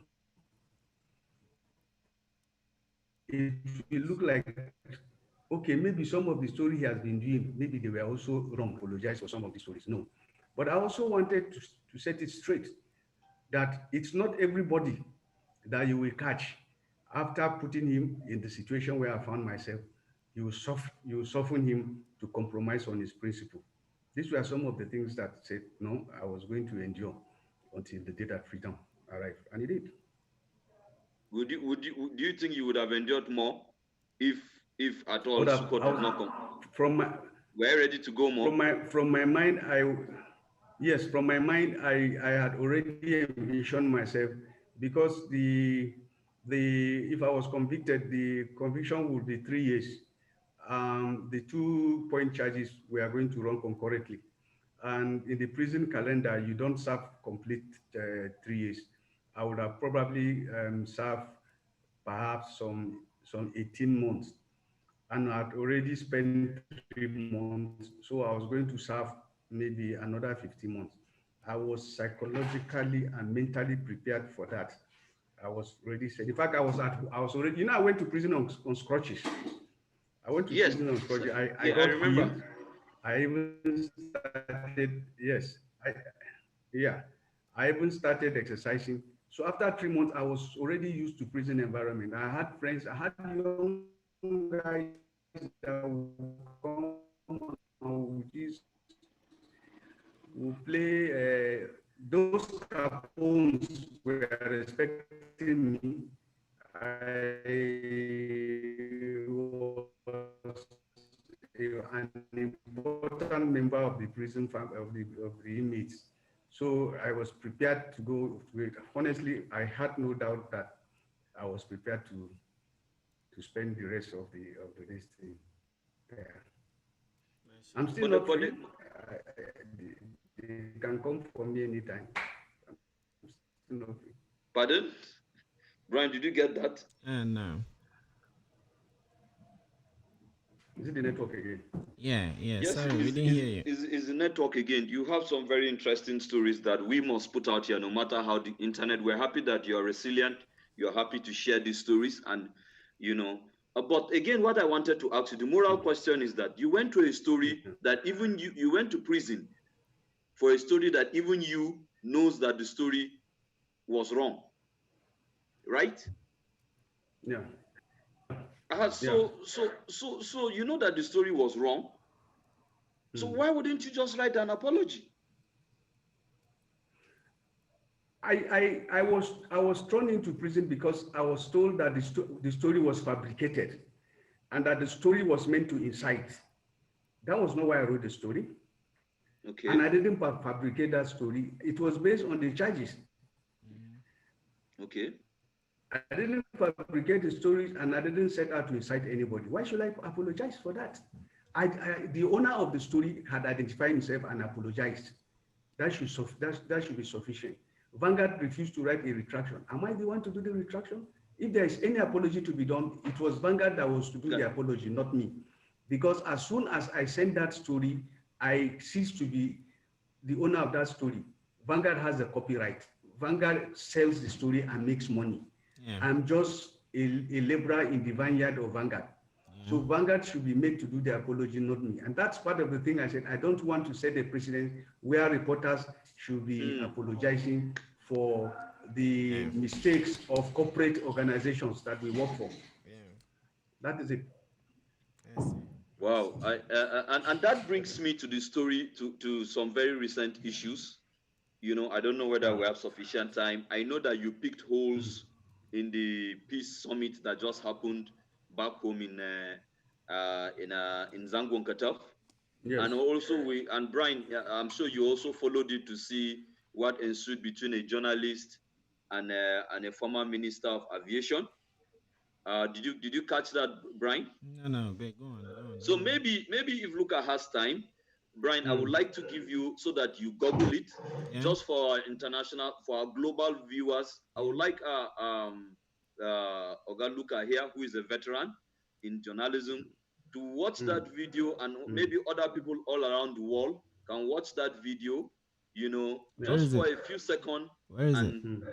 The video, just write on YouTube? FFK outburst on a journalist. I'm sure you get it. Okay. FFK outburst on a journalist. Mr. Luka, I guess I'm sure you must have seen that video, but this is just for our global audience. I have seen that video. I've Yes, seen that so video. just let's roll this video so that our people all over the world, particularly those in Mali, those in Sierra Leone, those in Uganda, those in Cameroon, I can Germany, and see. China, and I also did. states where Brian is based will follow. Wow. I did. Okay. I'm searching, but I can't see. Let me share the screen so you guys can see. Okay. Maybe Yeah, share you the have to screen. call it again. Yeah, you said FK outburst. FFK is double F. Okay. FFK. Add another F. There you go. You find it now. Okay. So we are looking for a video. You see, all the stories are there. We are looking for any video. Yeah. Maybe you should have You can see the video. video. I No, think no. this is the video. Oh, Is it No, this no. one? this one is the video. The third one. This one? This one? Yeah, I No, think even the first one is a video The too. one at the top. Yeah, the one at the top. The first one, yeah. The top one. Yeah, the top one. Yeah. Yeah, can we have the volume? Yes, and let me share it. What? No, put that thing. One Let me minute. address. What type of stupid question is that? What type of stupid question is that? Bankrolling who? Do you know who you are talking to? I will not take any questions from this man. What type of insulting question is that? I'm saying this on live TV. What? No, put that thing now. Let me address. What type of stupid question is that? What type of stupid question is that? Bankrolling who? Do you know who you are talking to? I will not take any questions from this man. What type of insulting question is that? Which bankroll? To do what? Who can give me money for anything? Who do you think you're talking to? Bankroll what? Go and report yourself to your publisher. Bankroll what? Please don't insult me here. Okay, I don't want to take any questions from this man. Very stupid. I could see from your face before you got here how stupid you are. Don't ever talk to me like that. Who do you think you're talking to? Bankroll who? You think that I'm one of those ones you'll be from who? From how? When? Where? How? You have a small mind. Very small mind. Oh, I can see Don't how judge big me his by your own mind is. standards. I've been in politics since 1990. I'm not one of these politicians you think will just come. I've been locked up how many times by this government? Suffered. I've been persecuted. Unlike most of the politicians you follow for brown envelope. You. Don't ever judge me by that standard. I spend, I don't take. And I'm not a poor man. I've never been and I will never be. Bankroll how? Don't ever suggest that to me.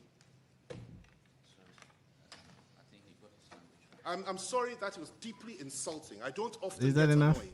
Impressed. Yeah, I think that's enough. That's enough.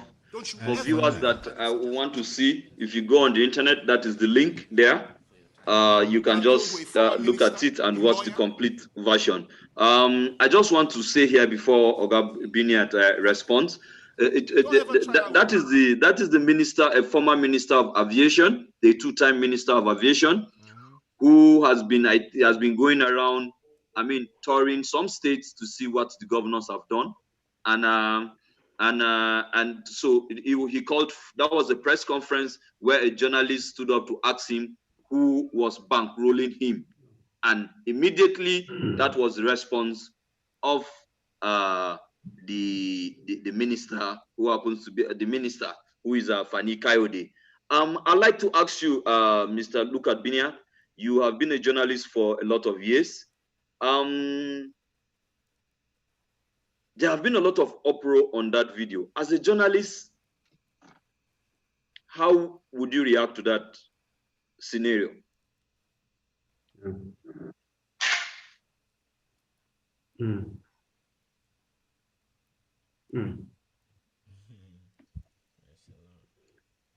Let me tell you my encounter with this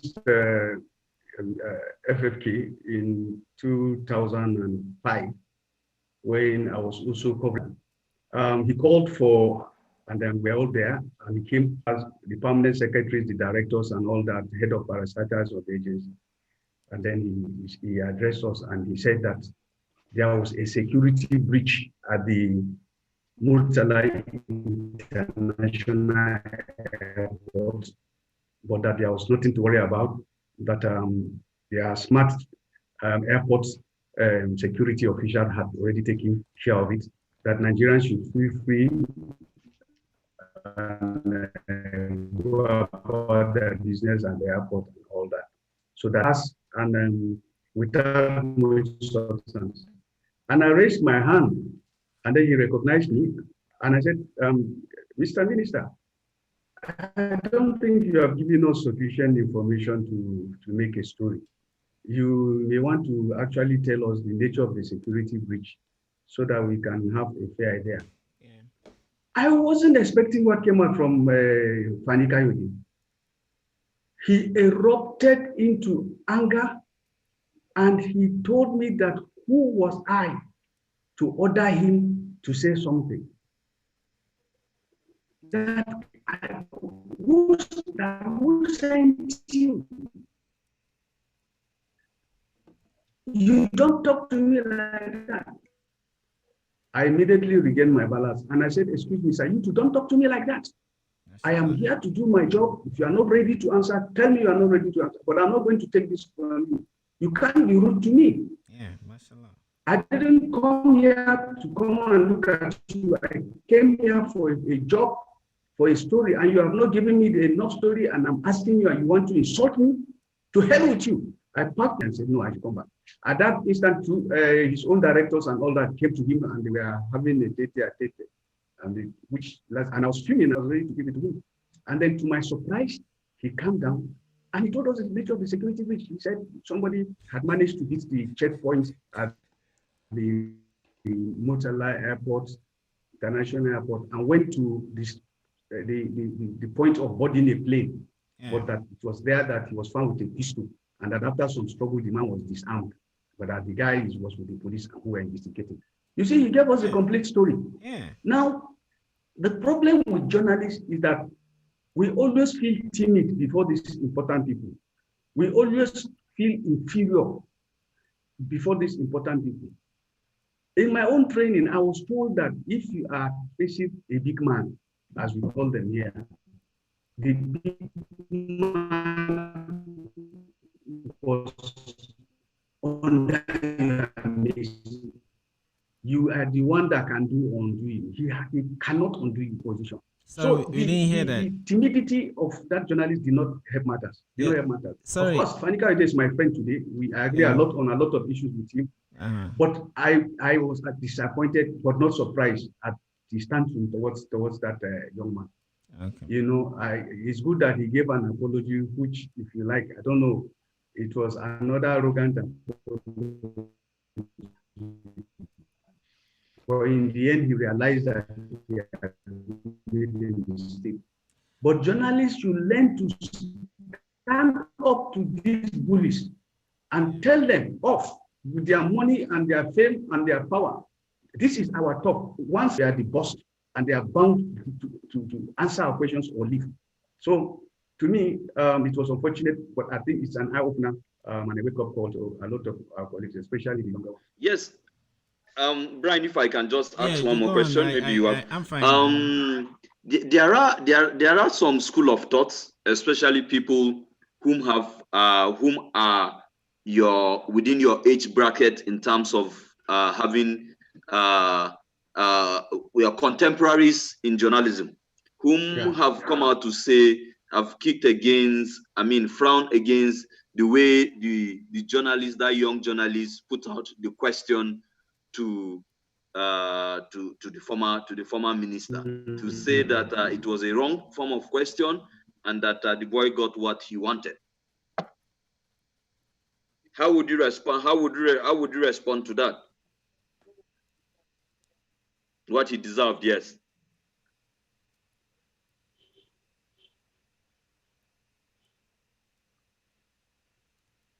No. If you call me to a press conference, especially seeing how public money was, to ask you any question. I can even ask you, did you sleep with a hoe the previous night?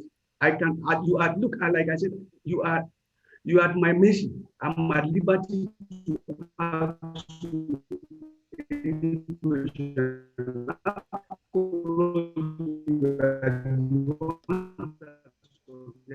Yourself to a press conference. No stories. You have a story. And look at the way he reacted. The way he reacted has brought out the story. I was wondering about that part. Can you see? If you had not reacted that way, no, as a journalist, you always put yourself in a situation where you direct them to either damage themselves or build themselves, and then come out with a story. That is the trick. If I were there, I would have asked him more penetrating questions. If I were the one, I would have looked at him in the eyes and I would have asked him much more serious questions than. So the reporter was correct. And I am not with people that are finding fault with what he asked. He was right. That's how journalists are supposed to ask questions. But I mean, just on that note, if we're using language, language has patterns and templates like literary devices. You could be sarcastic, right. You could be sarcastic, you could be funny, and things like that. So if he lashes out like that, it's almost like some kind of language genocide or like a literary device genocide or kind of a thing. From my point of view, because if you lash out, it means the journalist is not free to use sarcasm or any other kind of literary device to pass across information.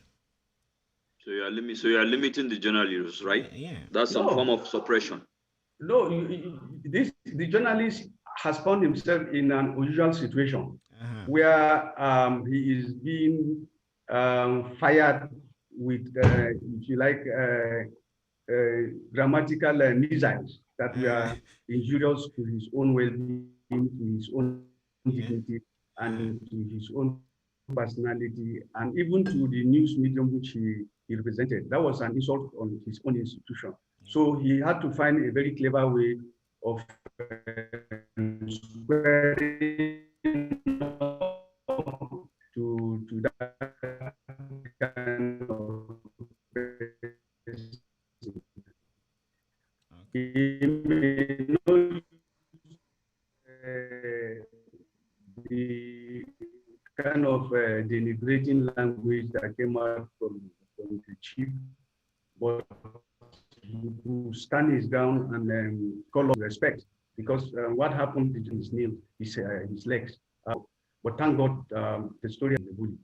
Okay. Well, it is interesting. It is good to note here that just like what Ogas noted, that the minister the former minister has come to apologize. But it's also interesting to note that in July, he had such an outburst on a journalist at a press conference in Zamfara State. So we hope that everybody learns his lessons in life. We hope that the minister will finally learn his lesson. That's right. But now I can't really place it, because it happens to Luka here a lot of years ago, and it happened in July, and it is happening now. I want to say that the minister would do very well to really look into himself, and by the way that he has apologized, to make sure that that does not come of him again, especially being an elder statesman. I mean, right. Before we conclude, thanks, Mr. Luka, for your time. This if we really have to pull stories out of you, you are a whole series. So this is just you can consider it to be one episode. I think you have to come back here. You notice that, right? Because I just to give you like a glimpse of the things that we can chat next time, and for those listening. In your experience, you have mentioned justice, and justice is this tricky thing that we can't really describe. So we would like to tap into your experiences to see what it means to be just and wise, in the sense that, because sometimes they say wisdom is about getting out of the lion's den too. So if you see that the lion can bite you, although you're doing what is just, what will be the wise thing to do? You see, almost like the apology thing you had to do. So next time we would like to dive into stories that we can really assess those situations, so that we as younger people can make right decisions when we're like that's right. Pounded. Yes, yes, that's one of it. And secondly, Brian, it will also interest our viewers worldwide to know that Luka Binniyat is the spokesman. He's the spokesman of SOKAPU, which is the Southern Kaduna Union, like the ethno what do I call it, group that protects that all the tribes of Southern Kaduna are under. So he is the spokesman there. Wow, and his home state, his home village where he comes from, his chiefdom, the chief was able to pull together to convene a summit where both the Hausa Fulanis and also the natives, who are Luka's kinsmen, came together and signed a peace treaty. Wow. But I read on Luka's wall where he picked holes in that issue. He has actually came here we actually invited him here so that we can have more onto that. Yeah. But I mean, we've talked so much on that. I think if Oga avails us, we want him to come back here ASAP. You understand, to respond to that, because you are from SOKAPU, you are a peace giver, you are a mediator, but yet you are picking holes in what your very people did. This will be very interesting. And to our viewers watching, if you go to Topoh Spaces, you're going to see a picture where we posted with the governor of Kaduna State, where Luka's chief king was handing over the peace treaty document. Just so you catch up on that before we reconvene here.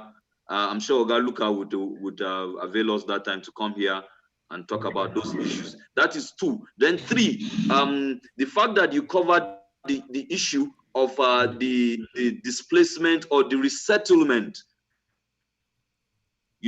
of the people of the natives of Abuja, the actual natives of Abuja, which are the Bagis, which had issues to do with indigent and settlers and all of that. This is what is also obtainable in where you come from. And if you wrote stories about those issues in the federal capital of Nigeria, and now these issues are now also where you come from, I mean, you are the right person to talk to about that. So these are on these 3 points. I'm sure Brian will reconvene here with Oga Luka, and Oga will try to make sure that you have more efficient internet, so your internet does not break at all, so that we can have very, very smooth and enlightened conversation here. This is why Topoh Spaces is here, sir. Thank you. Thank you very much. Yeah. So do you have Really anything to say? With you, young man. Yeah. Thank you too. I see the fire. So me, I know I'm in my village listening to a wise man speak. So oh yeah.